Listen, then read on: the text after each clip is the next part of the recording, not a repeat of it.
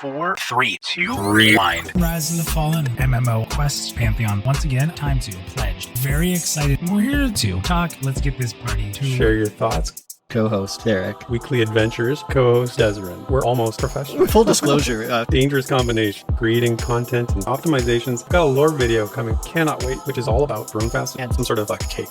Mail on a Sunday. News and notes. Schedule for this week. Hot cocoa. All these people. Supports the show. Adventuring party. You ready? Let's go.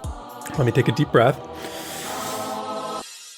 What's up and welcome to episode 134 of the Pantheon Plus Rewind.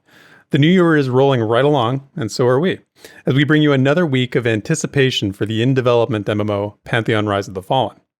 This week, we're giving you the highlights from VR's latest Parting the Veil offering, getting just the facts from our pal Draq, and finishing Chapter 1 of Benonai's fanfiction. We hope you're acclimated to scorching podcasts, because this one's a tier 5. So grab those glyphs, cast your spells, and stay a while and listen. As me, Theric, and my resilient co-host, Desiree, bring you this week's Rewind. So, Desiree, how you doing, man? Stay a while and listen. I was so close to doing the Deckard Cain voice, I gotta tell you. Oh, okay. I heard it. I'm laughing too much. So. But it works with the acclimation thing, because the longer you stay, the more acclimated you get, right? That was the idea there. So I think that's the first of many playing on of words that we might have in this podcast. It is. Prepare yourselves, people. Yeah, can confirm. So so my week has been pretty busy with work and everything. I did not have enough time to do the gaming that I want to do, but I did get one thing done. And I don't know if you can notice it, if the recording sounds better in the audio, but I did get some of those fancy foam panels that all the streamer kids have. Yes. Yeah, I got 2. All the streamer kids. You know, I got to refer to it. Just lower the reverb in your room. Your room is so cool, by the way. I know not everyone knows this because, you don't like post pictures, but if you look in his videos, you can kind of get an idea of just how freaking cool his like man cave is. I do love my man cave. I'm very attached to it. My wife came down the other day and she never comes down here. And because I wanted to show her the panels that I put up, and I'm like, it's cool, right? She's like, yeah, it's cool. And she just walks away. She's just not interested. I'm like, you really don't appreciate how cool this space is, I got to tell you. But yeah. So anyway, I'm officially in the streamer club now with those panels. But well, welcome. Thank you. How are you? How are you doing, Des? I'm doing fine. It's funny you mentioned the panels because like I look to my left and I have all the panels that I still haven't hung. They're just stacked up. Alas. Yeah. Well, the good thing is you can unpack them because they have to sit out for like 36 hours to sort of to poof up or whatever. So, hey, they work with laziness. They're lazy approved. But you know who's not lazy? Oh, I do. Is our adventuring party. And this week, as always, we have Ziplocks on the Darkmer Rogue, Sparrow on the Elf Ranger, Bounty Coat on the Human Wizard, Screech on the Scarbard, Wiki Woo on the Human Enchanter, Shuriken on the Dwarf Cleric, Horsosaurus on the Human Warrior, Churro Dude on the Halfling Dire Lord, Fury Wrath on the Archive Summoner, Pavejo on the Gnome Wizard, Sarah Avienda on the Elf Ranger, Galarain Moonsong also on the Elf Ranger, and Annoying Llama on the Human Monk. So thank you, Patreon supporters. Thank you to everyone who supports the show just by coming out and hanging out with us. If you want to join that fancy list of adventurers and have your name and race and class shouted out at the beginning of the show, head on over to our Patreon where you can check out the options there. Or if you want to just do a more casual week-to-week kind of thing and you want to support us through the super chat, hit the button during the YouTube premiere. You can also leave a super thanks comment as well as another option. And we will add your name to the awesome scrolling banner on the bottom of the screen you'll see during the main portion of the show. So as always, thank you to everybody. We really appreciate the support. We do this because we are passionate about Pantheon and about the community, and your support means everything to us here. So having said that, we got a interesting show, and I'm ready to get rolling. Are you, Des? Let's get fractured. This week in Visionary Realms News and Notes.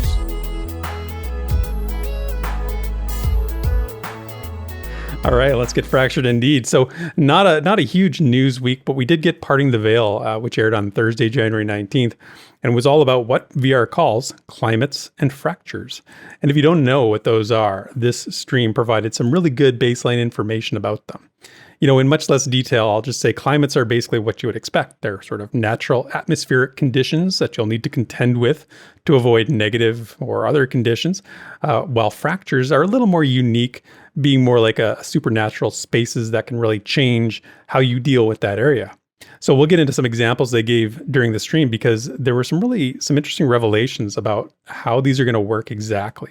Now, desert climates and fractures, which, by the way, formerly known as atmospheres. So if you're a little confused there, it's something VR's had on their development table for a really long time. Pretty much, I want to say since day one, if not day one, then shortly thereafter, if my memory serves correctly. It's one of their fundamental things, how they plan to make the world of Terminus both challenging and like continually interesting over time. And I thought one of the major takeaways from this Parting the Veil stream was how it really helped me understand that when they compared fractures and climates to traits and dispositions on mobs. So as we know, right, traits and dispositions are variables that can be applied to mobs from a selection. Like the same orc can be sometimes an alarmist orc, or maybe a mana crazed orc a different time it spawns. It's got a range of dispositions and traits it can take on. Dispositions more so. But fractures and climates, the way they connected it sounds like fractures especially are these variable environmental conditions that will keep content from getting routine and boring.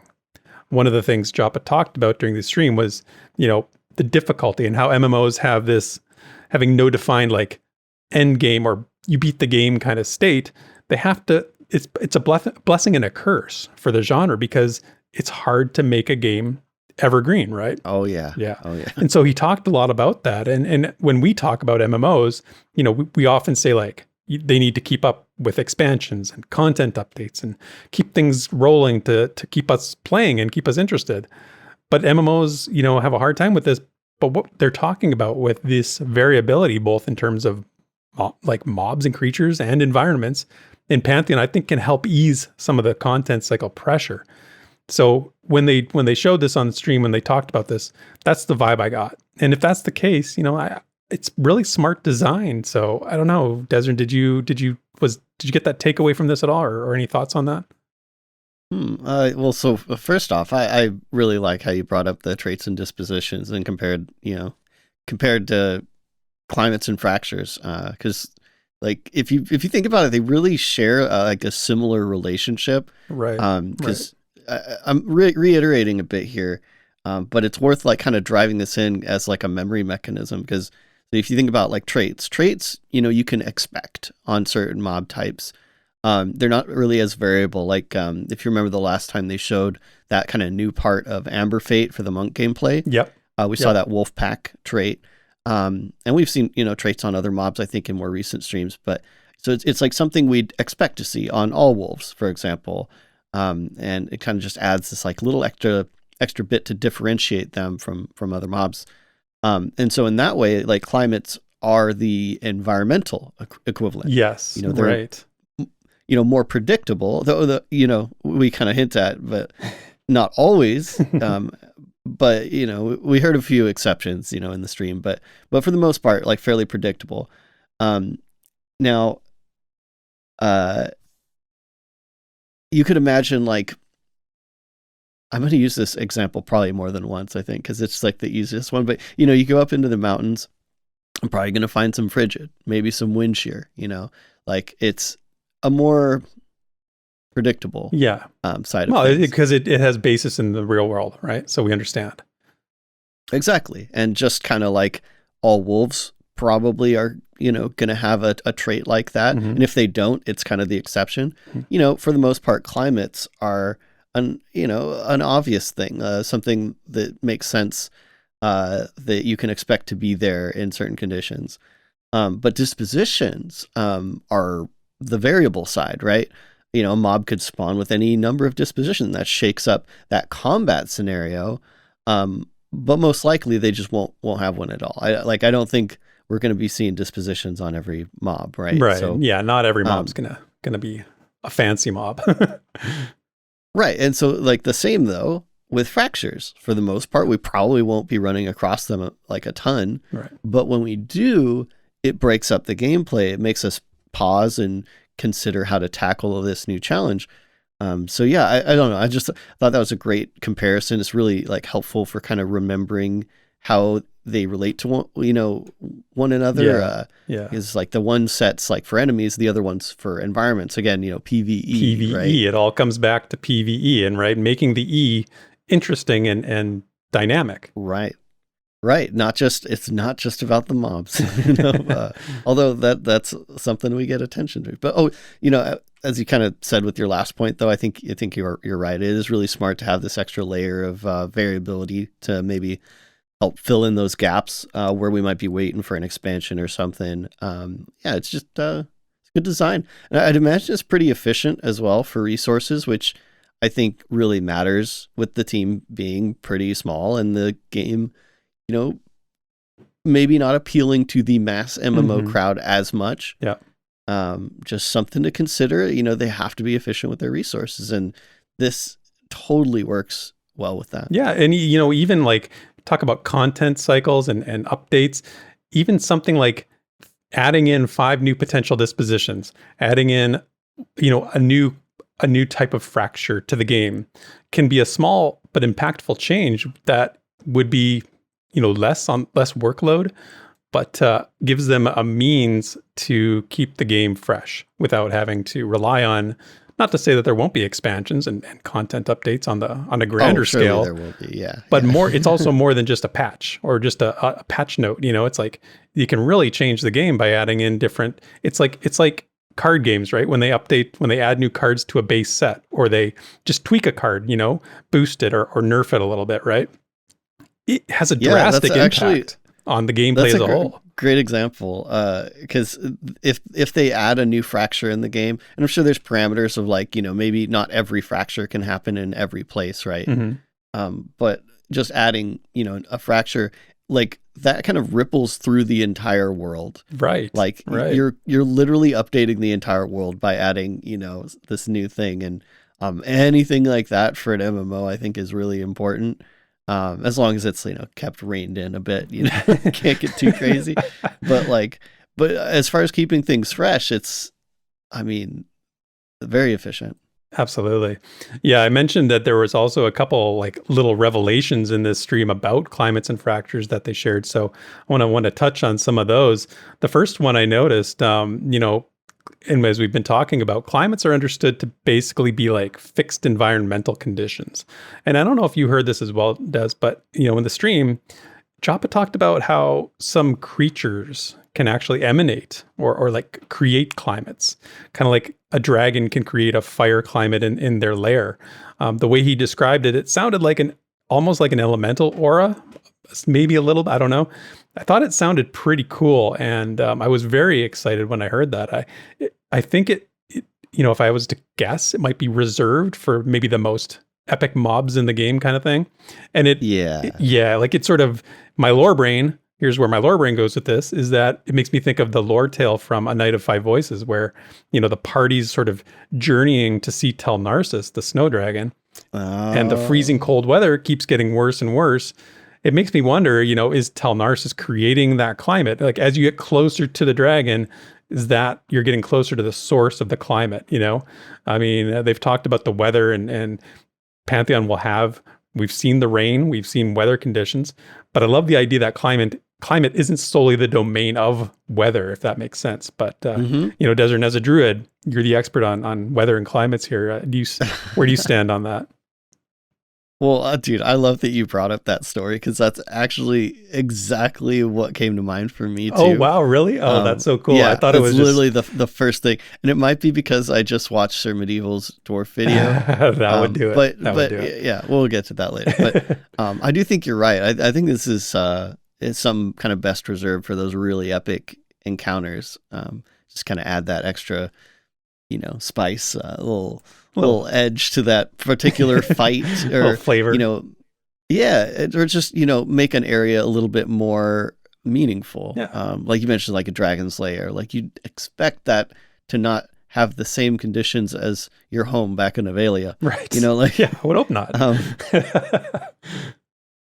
but yeah, anything to kind of add more flavor. Yeah, I love the idea of a boss fight where, you know, you're fighting the boss, but you're also fighting everything around it. You know, you're fighting, oh, now I'm dealing with this cold, which you may have prepared for, but you may have not mitigated as much, which doesn't necessarily mean you can't do the fight, but it just means the fight's kind of different. You have other challenges, right?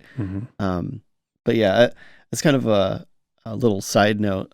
This does seem to kind of indicate that climates may be able to be dynamic as well, kind of like fractures, where they can come and go with certain conditions. Right. I'm sure a lot of y'all are like, so like it's pretty obvious, right? I don't know. But I want to point it out because it's a lot easier to make a static system like you know, it's always frigid in this area, or whatever. But tying that to conditions like a mob being spawned, or like even phases of a fight maybe, or I mean, you know, you mentioned druid, so, you know, God forbid a player ability, you know. I know you want to create climates. I know you want to create climates. Every druid has been wanting this since ever. Day one of druid always school. promised, never delivered. Well, except for a few exceptions. But, you know, that it just means a lot more tooling. Of course, that also means potentially more in their tool belt if this is something that they can do. But just something to keep in mind, that it does add another layer of something they have to develop. But I think it would be worth it. I think so too. I mean, I think it really adds a level of epicness to a big fight like that. Like, think about the boss who can emanate this climate or create the climate and then uses it to their advantage, right? Like, you know, if you are suffering from frozen lungs, their attacks do an extra 50 points, or whatever the number. Oh, you know? just stacking it. Like using it, mean. leveraging it. Yeah, it's totally mean. But, you know, that's the kind of fights we've seen from VR in terms of the footage they've shown. Some of the mobs, some of the bosses in particular, they're not afraid to use their environment to their advantage. Remember the Thief of Eternity going back to the well to, you know, regroup and get its strength back, and, you know, Joppa commanding the group, or whoever it was, I think, to, like, you know, burst, you know, get that damage in because they're gonna leverage it. So cool stuff. I mean, it just makes the game so much more cool. You know, now, you know, we know that there's multiple types of climates. They listed out the ones on the Parting the Veil. And we also know, and I think we've known this as well, that there's 5 climate tiers, which basically escalate in severity. So when they were talking about this, Joppa said the core of each type of environment, type of climate, has baseline effects, which can never be fully removed, only mitigated to a certain extent. So, for example, the frigid was the movement debuff. You can mitigate it, you can never really get rid of it fully. Joppa reminded us, and I think this might be a reminder, I'm not sure if this is new, but that acclimation to climates grows, as I said in the intro, over time, the longer you're in a climate, and then starts to decay once you leave it. So I'm pretty sure you've heard that before. But when I heard this, you know, I had sort of an epiphany maybe that how does that impact game design, world design? Because if you think about it, it kind of necessitates a somewhat linear flow of world design, I guess. You know, what I mean by that is, if you're gaining acclimation over time in a climate, that would imply you want to sequentially move from a tier 1 to a tier 5 area, wouldn't? You know, take the example of the party, the example I gave of the Night of Five Voices, with the party traveling through the tenebrous tundra to visit the dragon. It's hard to say that. I've always struggled with that word. But if you start out in a tier 1 and the final encounter is obviously some sort of a tier 5 climate, you're going to likely need to have built up acclimation over time by moving through the tiers and not leaving them to prevent it from decaying. So I kind of wondered about that. And Joppa talked about in the past how, you know, player flow is something he's very mindful of when designing Terminus. I wonder if that's kind of what we're seeing here with this. What do you think about how that was described? Well, first off, I feel like I need to do my due diligence in echoing something that Joppa made pretty clear, which is that they probably won't even have tier 4 and tier 5 That's at true. launch. Yeah, you're right. Or if they do, they may not have like answers to them. So, as in like they'd be more like content barriers. Right. But as opposed to an invisible wall, I'll take it, right? Yeah, So, exactly. But yeah, it's kind of just something for stuff later down the line to up the ante a bit. But also, and this is really important, natural acclimation. So what you mentioned with being in an area and getting some acclimation from that, it only gets you so far. The main way of getting a majority of your acclimation is through glyphs still. Right. And also, it was said that most glyphs are not permanent, which is that's kind of a new drop. Yeah, if I remember right. I think you're right. I think that is new information because I always was thinking of them because the way they talked about them being lootable, being craftable, having more permanency. So I was a little bit not surprised, but I was a little bit like, okay. Yeah, and that's. We'll see where that goes, right? but kind of going on what you're saying, I think you're right. I think they're kind of setting up for a gradual flow into more dangerous areas.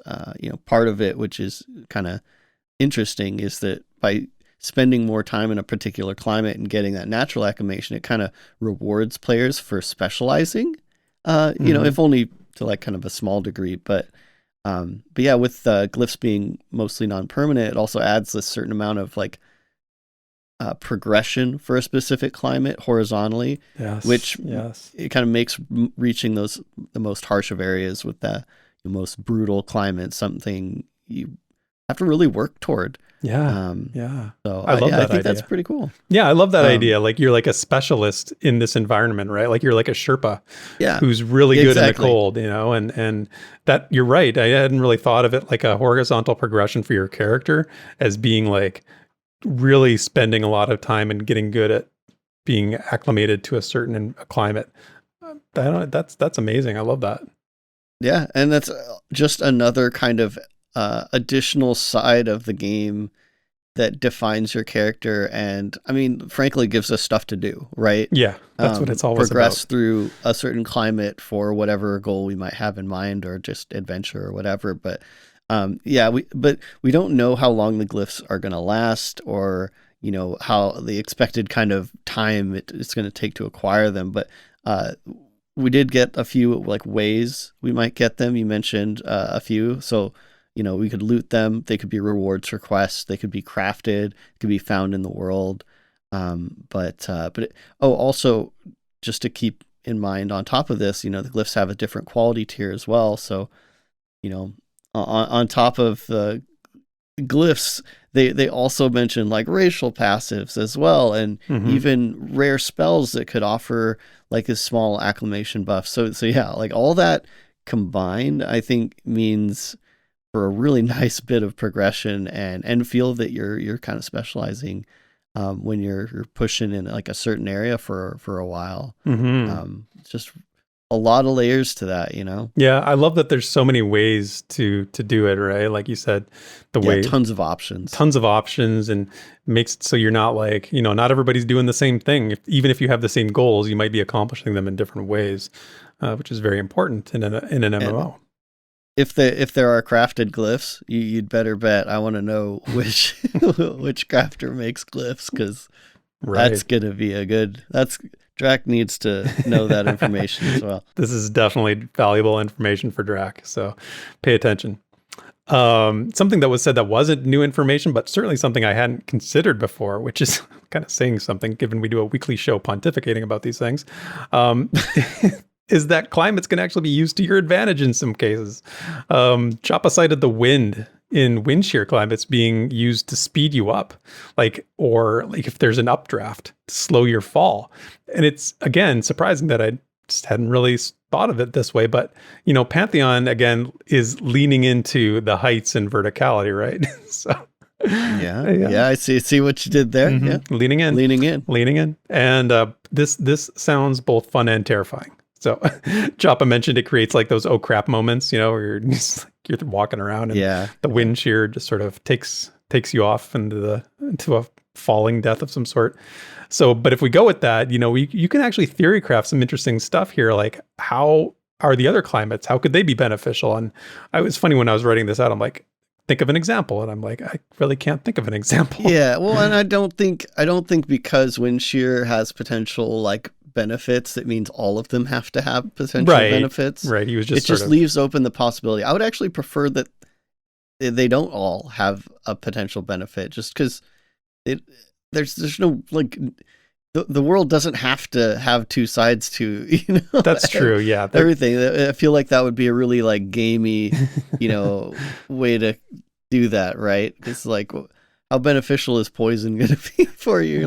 Yeah, that's true, right? And that's the example. I was like, okay, think of Helnir's Cave. The toxic. What is the benefit of? There's no benefit. But then, like, to go back to our previous example of a boss like the dragon using a frigid climate to its advantage. What if there's like a scorching climate beside it? Then you can sort of run over there and it instantly removes all the frigid impairments. That's not something they're doing. They haven't talked about this. This is just us speculating and theory crafting, of course, just to be clear.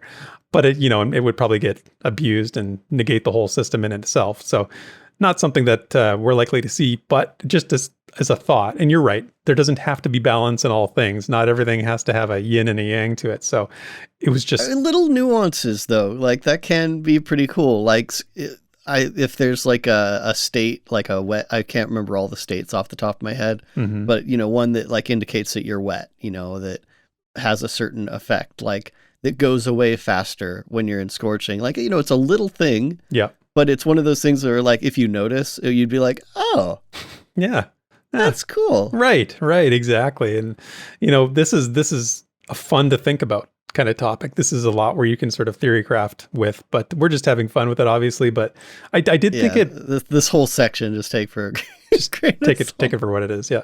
I did think there was a little valuable insight here about how VR is conceptualizing climates. They're very player agnostic, right? They aren't evil. They just are, it's the world. The world is, Terminus is not an evil place, but it's dangerous and it's challenging, and it's up to the player to address these climates in their own terms. So, to this end, he even added some cities in like non-hostile areas are going to have climates, like Sky Durban will have wind shear. So interesting point there. But, if you are into like evil entities, this is where we're going to start talking about fractures, because a little bit less agnostic than the climates are. Joppa, one thing he talked about with fractures is them being tied more to specific mobs and events, and generally more, like you said at the early part, Desrin, more dynamic than climates.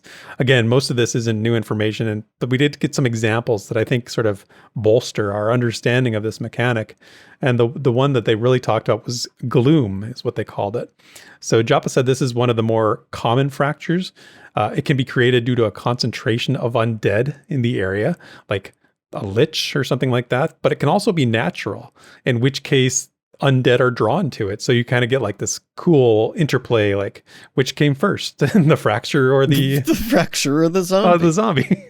There you go. That's a meme. He added that, the effects of the gloom fracture are actually twofold. One, on the player, it has a mana drain effect and reduces healing applied. And then the undead in the area get stat increases. So health regen after not taking damage for a time as well, which is pretty interesting. So weakening you, strengthening the enemy. Of course, what's the logical question when you hear this? How do I close a fracture? How do I stop the skellies from being buffed? And how do I get myself unweakened? Because skellies are tough enough already. I mean, well, so this did come up like several times, throughout, because there's a lot of examples of, they mentioned like Rift, like, isn't this just Rift? Which it has a lot of differences, but I think what it came down to was that they won't have like one answer to them. Yes. And it sounds like for the most part, they'll just kind of close over time if they close at all, or like it won't be the same thing each time. And it might not be something that you can just solve. Which honestly is super novel for the MMO genre to like throw a situation that the player just has to deal with. Less agency, right? Like less player agency to deal with what's causing the conditions they don't like, you know? I agree with you 100%. I think it's interesting that they're taking this approach with it, and it sounds like, you know, there's not really anything in the cards right now in terms of how to close a fracture. You just suck it up and deal with it. Except for stuff tied to certain mobs and events. I think that was Right. kind of a little addendum, was like there are specific cases where fractures can be closed, but for the most part, it's just kind of it's there, then it's gone. Yeah. Yeah.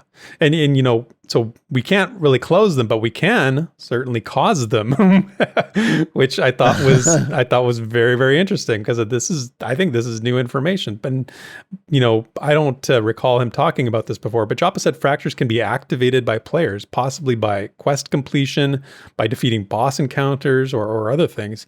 He did say there's a few ways a player can initiate a fracture, and it opened up this discussion about, you know, like you said, you know, the game Rift or maybe Guild Wars 2 and these world events.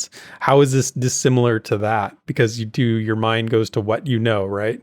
Joppa said, you know, those games, these things are typically like enemy invasion type events.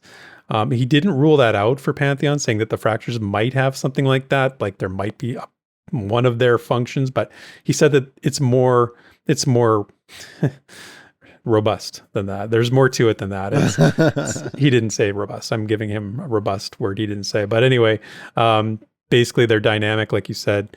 Like dispositions and traits, they can appear based on the presence of a certain mob. If a rare spawn spawns, they can create a fracture that changes your entire experience in the area, right? Right. Well, again, I don't think this is something that's going to be consistent, though. Like, like you're not going to be. It's just not like, you know, get your buddies together, we're going to go start a fracture. Like, right. It definitely sounds like something more unexpected or even accidental, which again is kind of novel. Yeah, really, very novel. And, you know, I guess we shouldn't be surprised. They're trying to take the MMO to the next level and do something different. So I really enjoyed this stream. You know, those are the notes that I had, Desert. Is there anything else from the Parting the Veil stream you wanted to talk about? Well, I know I kind of mentioned this on the Plus YouTube, but I think the implications of fractures causing the loot pool to change in some way is pretty huge. I don't think that has been mentioned before. No, that's new. I'm glad you brought that up. So, yeah, you know, considering like they won't be a consistent thing that you can just like grind, but you know, instead they're kind of something that you react to, or, you know, maybe seek out in the like extreme cases. I think that's a huge drop. I really like, I want to get into it, but it's also like we got into it for like a ton on the Plus U2. So, you know, if you want to jump into that topic and hear a few people's like thoughts on it, we dig into that, you know, shameless plug there. No, it's worth watching. You guys did a great job and got really deep in the conversation about this stuff. So it's lots of good insights there. Yeah. And as kind of a last little, not soapbox, but little thing, just like philosophically looking at the big picture. Pantheon has a lot of layers, and if you were to make a list of all the little things that set it apart, you know, it would get pretty long. And you know, but one thing I think VR is trying to do, which is admittedly a really tough balance, is, you know, adding a lot of complexity to gameplay that's hopefully still pretty intuitive. I know I keep bringing this up, but like in Valheim, you know, you run up to the mountains the first time and you start freezing and you run away and you ask yourself like, man, like, how do I survive that? But it opens up this fun like loop of problem solving, and until you break that barrier, and then you move into that next challenge, you know, because that's kind of the progression of Valheim is like, okay, I've tackled this, and okay, now how do I move beyond? And then there's always this loop. It's just one thing that just makes that game so fantastic. But it's something I see a lot of potential for in the climates of fracture systems, right? And of course, you know, other parts of the game design too. But one tough thing though that I really hope they just gotta always keep in mind is that to like balance that rate of new challenges. So like in the end, I think Pantheon's going to be a really like wonderfully complex game where you really feel like you've come a long way kind of by the end, and not just with like the stupid number on your character sheet, right? Like, but the pacing really needs to be like spot on, and all these systems have to mean something more than just like complexity for complexity's sake, which in their defense, like I think they're doing a pretty good job of now, but yeah, when it comes to climates and fractures and other systems that Pantheon will have, I just hope, I still really hope for like a ton of nuance, but let it kind of be disguised behind something really intuitive that just kind of, I think I used this phrase the other night, but it just like dares you to try to figure it out instead of just immediately like seeking a how-to video, right? Yes, that you're so right. I mean, being approachable, right? Being a game that's deep but approachable is like that's valuable. That's valuable design. That's where it's at. Look at games that are successful. That's how they become successful, because people feel good. Like when you understand a game fully, you feel like you understand a game fully, but you don't feel intimidated by it either. And at no point along the road did you feel like this is overwhelming. I'm never going to fully understand this. I don't get this. You learn it at a pace and you figure it out. And Joppa talked about this on Parting the Veil. He said, the tier 1 climates are to help you learn how climates work. They're there to show you what this is all about. And as you progress in your character and you go along, you start to gain confidence in your understanding that you can now tackle them and you can approach them. So yeah, I'm glad they have that in mind. For sure. And I learned something. I learned something actually watching Pantheon Plus U from you. The chain of fires into the mountains. Why did I never think of that in Valheim? Why did I never think of that? You don't know if that's like how you're supposed to do it, but you did it. And I brought up my buddy who is venturing into the Mistlands without like the appropriate item. The way that he's doing that is just like mind blowing. It's so cool. It was very just because cool. the game is like, you know what? Figure it out. Yeah. Like there's a right way to do this, but like, look, you're gonna live and you learn, or you might die and learn, but you learn. And when you get there, you feel good about yourself and you feel good about the game and you want to play some more because you're like, if I figured this out, maybe there's other stuff I can get control of. Well, I'm sure there's going to be so many groups that try to just heal through like freezing lungs, right. And like then complain when they can't. Well, we'll see, right? Like that's kind of the fun of it, is it kind of dares you to try sometimes. Like I like that kind of philosophy of like, it's probably not going to work, but if the goal, like, okay, I'm sorry, we're getting into fantasy land here a little bit again, but like, oh, I'm already there. It's fine. So what that creates, let's say there's a particular NPC that's deep in a tier 3 frozen climate, right? And you've got this guildie that really needs to get the NPC because they have some sort of like scroll for a nice ability, right? Right. But this person's, maybe they're spending a lot of their time in another climate, and instead of like going through the full progression, which would unlock a lot more stuff to do in a frigid climate, for example, if they really want to spend time, the guild gets together, a group of 5 healers and this one person, and they just crawl it, and they just try to like literally crawl it if you're dealing with frigid unacclimated, but like they just crawl it and try to like heal through it just to like get to that NPC, get the thing, and then get the heck out. Like that is quintessential MMO shenanigans, right? It really is. 100% it is. It's the reason that we love these games, because they allow us the agency to try different ways of accomplishing a task, figuring out a puzzle.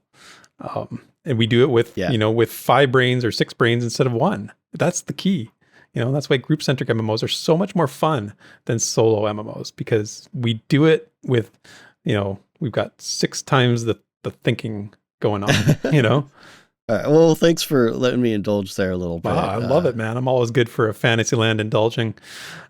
So if you want to hear, if you want to hear about some of the places on Terminus where I speculated certain climates might exist, I did make a lore video about this a couple years ago now, actually. I'm surprised at how long it's been, but you might want to check it out. It's all about the elements of Pantheon is what it's called. And there's a link in the description for it. So you can go and see where on Terminus some of these climates might exist. I really enjoyed doing that one.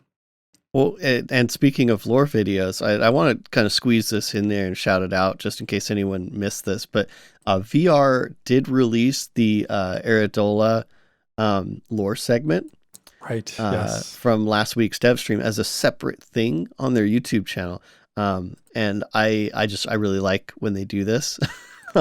It makes things like way easier to find later. But also, I can't remember who it was, but they were like, "Oh yeah, I thought they were wrapping up the stream, so I just dipped out, not realizing there was this full 10 minutes of concept art and lore and all this new faction or race or whatever. We don't we don't know. But anyway, it's really neat.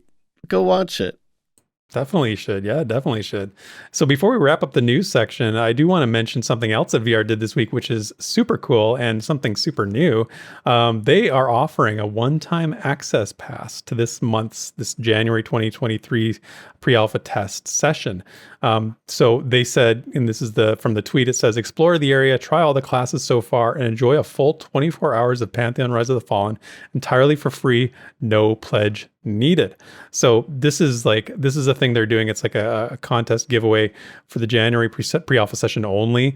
They recommend that you register on the forums and create an official account so that they can award you if you when you enter. If you're the winner, they're going to let you know through the forums, I guess, or I don't know, but they're going to announce the winner on January 25th. And I just love this idea. Dude, I've been wanting them to do this for so long. This is on my list of I didn't even know. I wish they would do. I didn't even know what this Gleam.io is, because that's where it's through Gleam.io and I'm not familiar with that, but just the idea that they would do contests or giveaways for even temporary access. I think it gets everyone involved, and everybody likes winning stuff. And I love doing giveaways.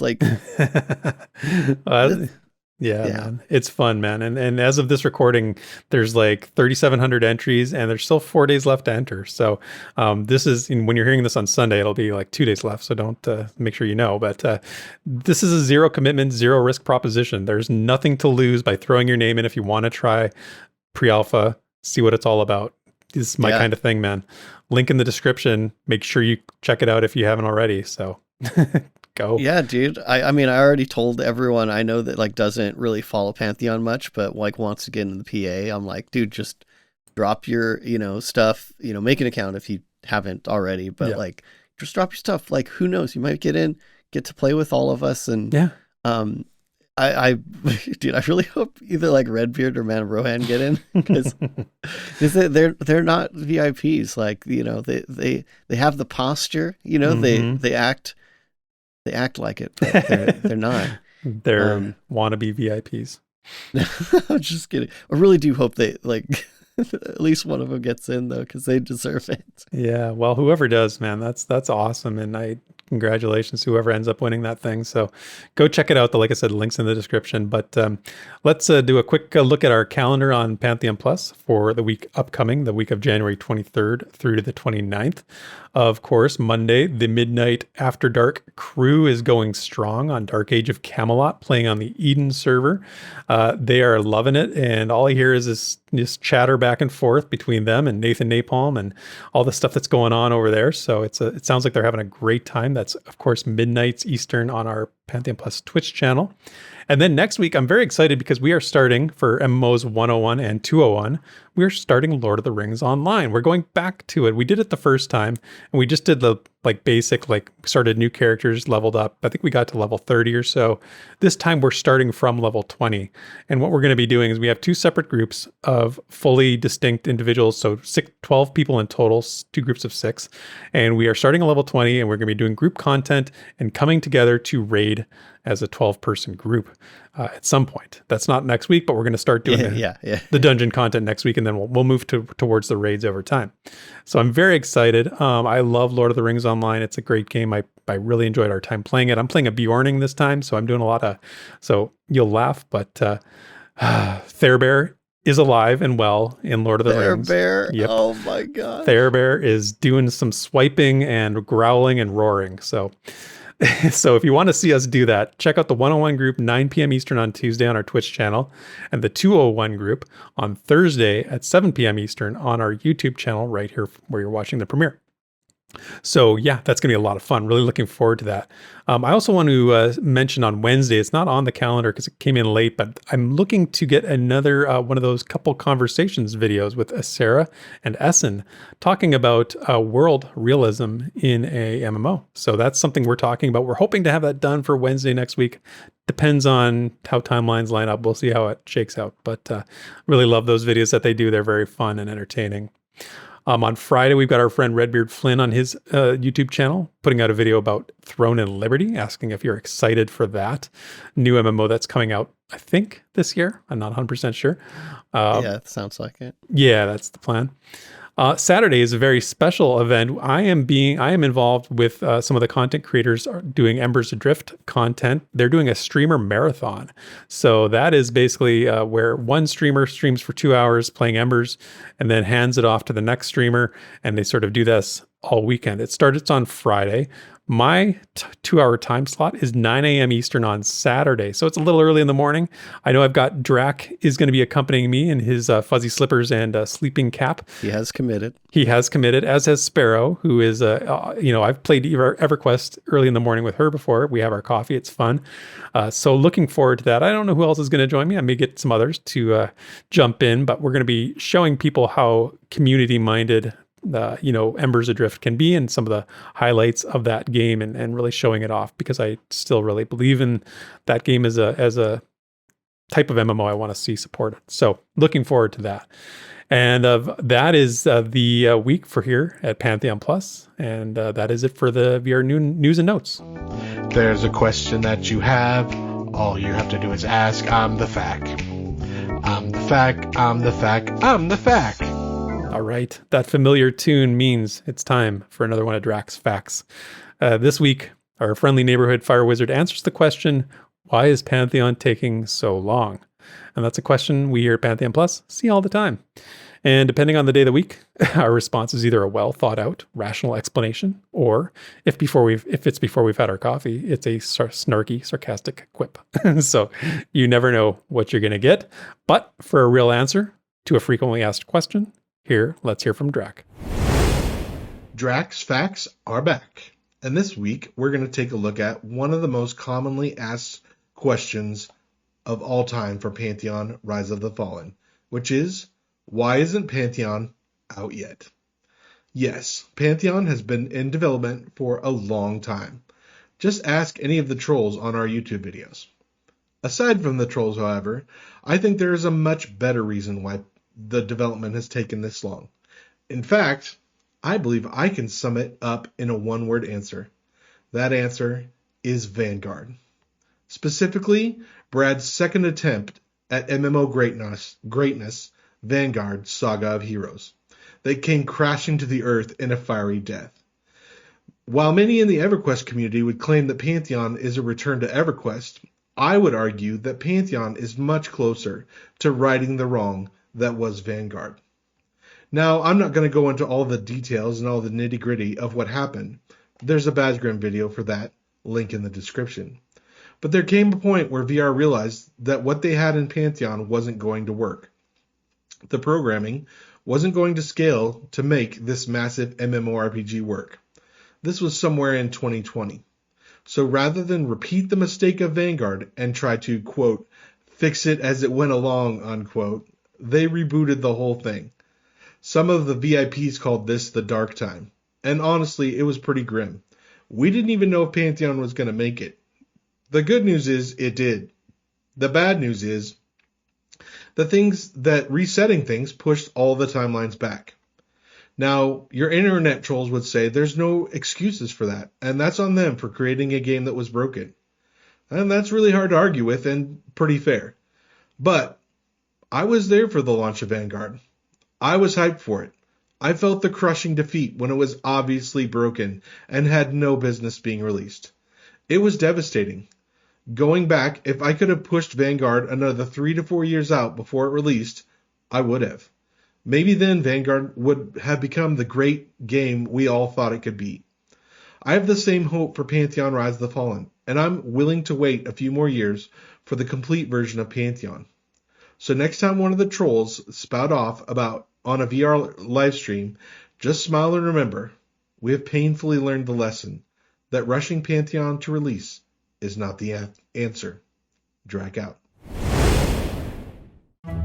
The Pantheon community is full of cool projects, new people, and things that are just worth sharing. What's this over here? Look at that. So let's see what we can find in this week's Community Spotlight. All right, so literally just 2 things again for the Community Spotlight. I think people are still kind of waking up to this here, I guess. But first off, I got to shout out another piece by Benonai. This is just the epilogue. Sorry, don't minimize Benonai. But this is the epilogue to Amensol's Focus. To I guess doubly wrap it all up. But that's up on Pantheon.plus. Again, a nice PDF format. I'm curious how many people are like kind of keeping up on his story, but I wonder what he's off to next. Yeah, that's a good question. I wonder what he's up to next. He's not going to stop writing. He's very prolific. And, I wonder if we're going to be reading the last part of his first chapter at the end of the show here, but I wonder if people have, been tuned in and turned on to his writing because of what they heard here, or, he's in the community. So. He talks in our Discord all the time. So, I'm really curious what his next project is. Yeah, man.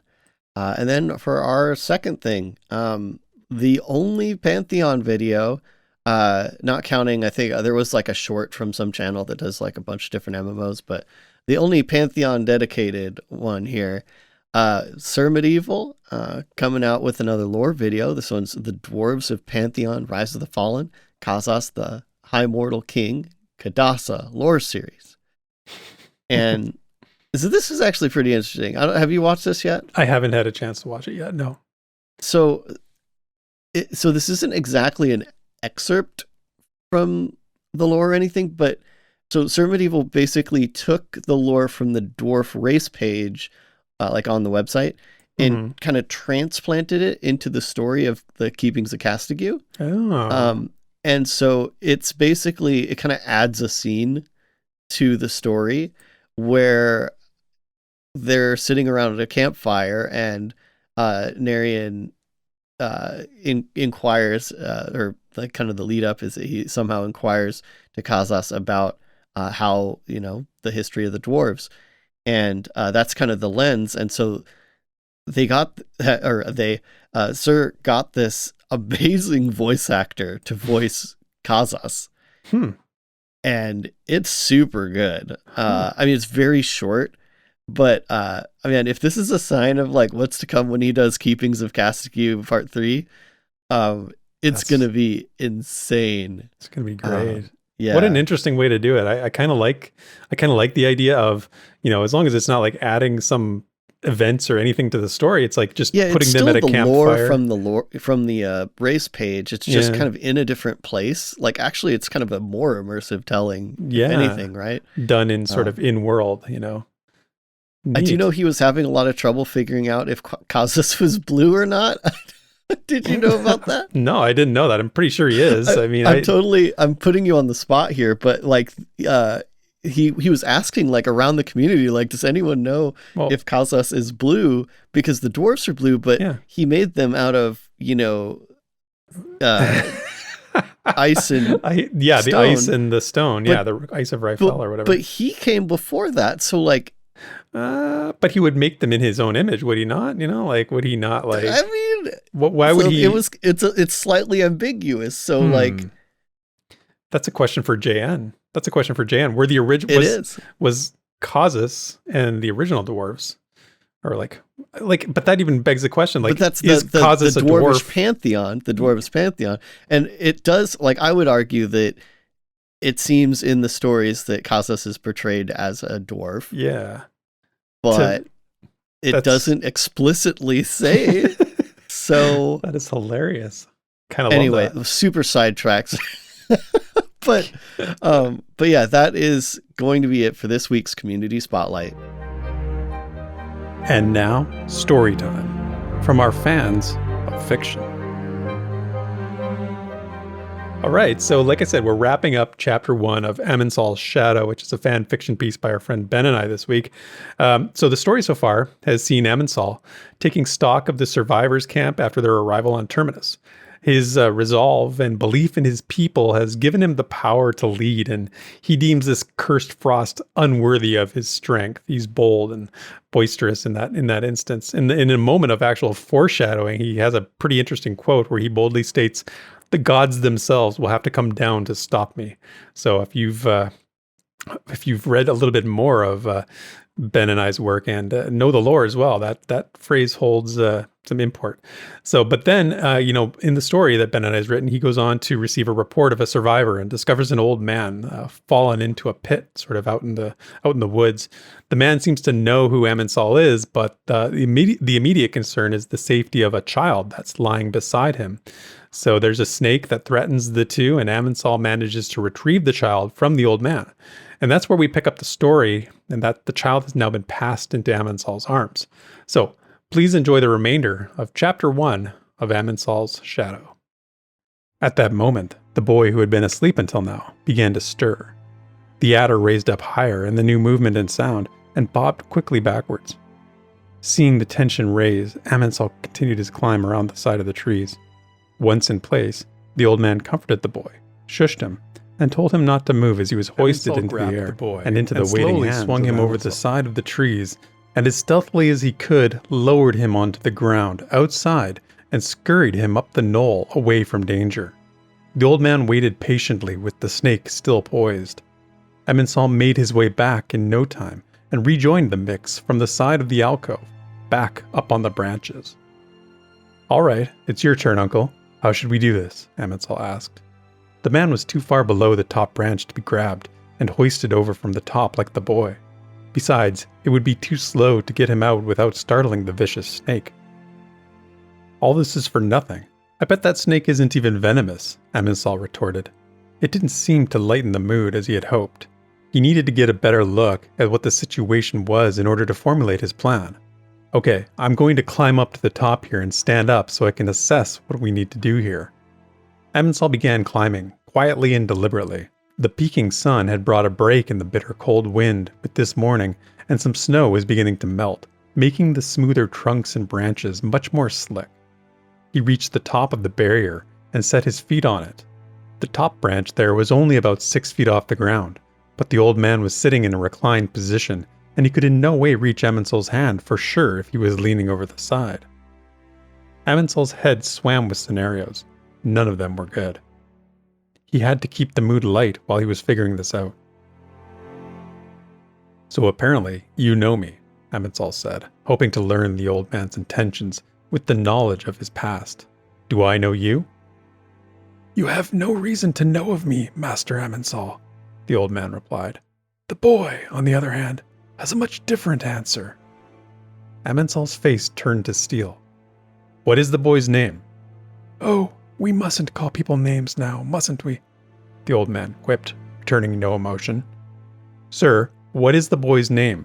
Amensol was turning desperate, his heart racing and pulling his focus from his task at hand. "I think you might know it, dear Amensol," the man said, his voice lowering. "Tell me his name," Amensol raised his voice, dreading the answer he already knew. The old man paused, waiting for Amensol to answer himself who the boy was. No answer came. "Very well," he said. Just then, a supporting branch slipped just enough under Amensol's weight to throw him off balance, and he slid into the hole with the old man and the serpent. The old man, focused full on the adder, slid his legs around the side of Amensol's calves, just in time for the uncoiling snake to sink his teeth into his worn flesh. Searing pain washed over the body, and he let out a roar. At that, a rustle in the woods surrounding produced a nest full of white snakes, drawn by the cry of the old man. Amensol scrambled to try and regain his footing from the inside of the hollow, but in his mental frenzy, he could not regain his composure. The old man, through his suffering, deduced his life was forfeit. He could feel the poison working its way through him immediately. Amensol had to be saved. There was no other way, and he knew it. He only knew to do things as he was trained. Amensol suddenly heard the old man's voice go deep, as if it rumbled in his bones. The rustling of the snakes was drawing closer, and he knew his time had expired. But the rumbling... The old man let out a cry with a fist to the ground. Time seemed to stop for a second for Amensol. A sensation, like the surf sucking you further in, ran over his body. For a moment, it seemed to him as if he were floating. He met eyes with the old man in that instant. The old man in a roar, his face distorted with the force of a thundering wind on open seas, his fist seeming to penetrate the ground where he sat. The power of the doomed man was explosive, and as quickly as that moment came, it was gone. Amensol felt the full force of the old man's spell as his body was thrown into the air, over the branches and 3 cubits to the outside, away from the incoming danger. Amensol regained possession of his senses in time to see the onslaught of at least 30 adders rush into the nesting place. However, the force of the old man's magic had created a flame in the bowels of the wooden cave. As if motivated by the melting snow, the whole nest went up like a tinderbox, consuming man and snake alike, and Amensol looked on. Returning with some laborers, Amensol's companion rushed to the side of his staggering friend as he watched their future burn. "By the gods, what happened here, Amensol?" the warrior gasped. But a moment earlier, they were speaking of gathering all the resources of this gifted find, and now nothing would be left. "How did a fire start here, in the midst of all this snow?" Amensol still looked on. A million thoughts raced through him all at once, and none with resolution. A million questions poured over him, and none with final answers, only suggestions. After several minutes of watching the flames lick high into the air, he finally was able to force out some words. "I found a boy. In the trees. I rescued him." Amensol's friend stared, still stunned by the shocking and tragic turn of events still this early in the morning. The boy was in fact laying up the side of the knoll, heading back to camp, in the snow, saying not a word. Amensol continued. "There were snakes. A nest. We can't..." "Snakes? In this ferocious winter? And fire in this snow? If I hadn't seen with my own eyes, I'd have said you were mad for sure." Amensol slowly was regaining some composure. He still could not explain all that had happened to his friend. He still could not explain it all to himself. So many questions still unanswered, but the boy was the key. He had to quench his suspicions, but all in due time. Nobody else seemed to be asking any questions that pertained to their old lives, and for now, that was not necessary. Things needed to be done now, and he needed to bide time until he could get answers from the boy. "Yes," Amensol finally spoke up. "Snakes, flames, refugee children. It's a story that we'll have to wait for now. This has set us back." Amensol turned and faced back toward camp, and his pace slowly gained until he was at least pretending to be single-minded, as he had been earlier that morning. "We can't stay here. It's too dangerous.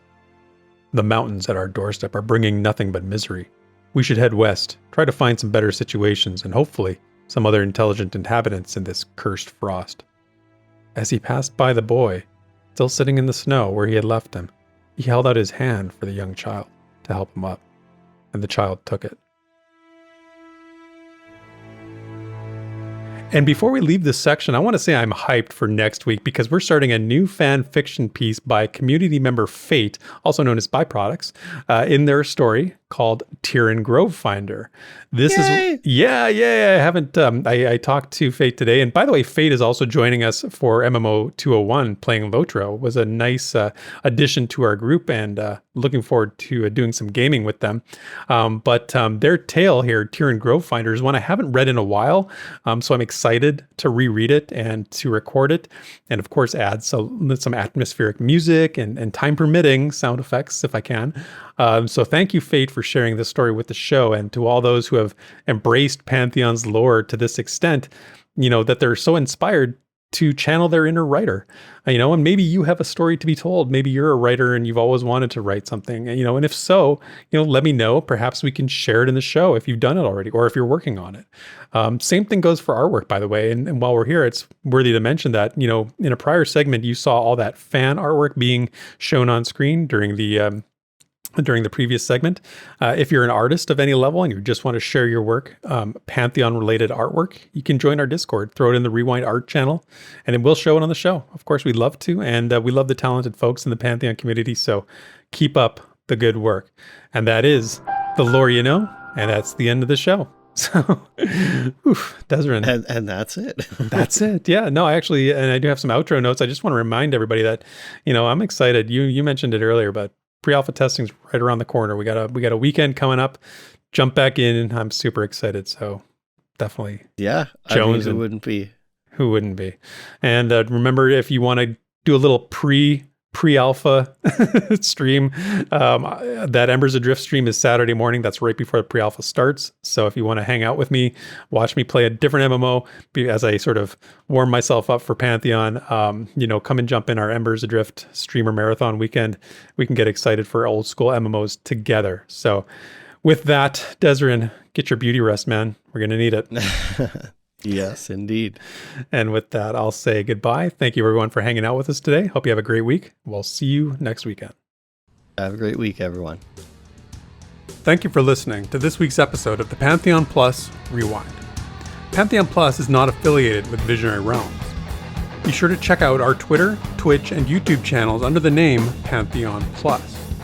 You can follow Theric at Pantheon Theric on Twitter, and Desrin at DesrinDoes also on Twitter. And you can stay up to date with all things Pantheon at www.pantheon.plus. Until next time, cheers, and thanks for listening.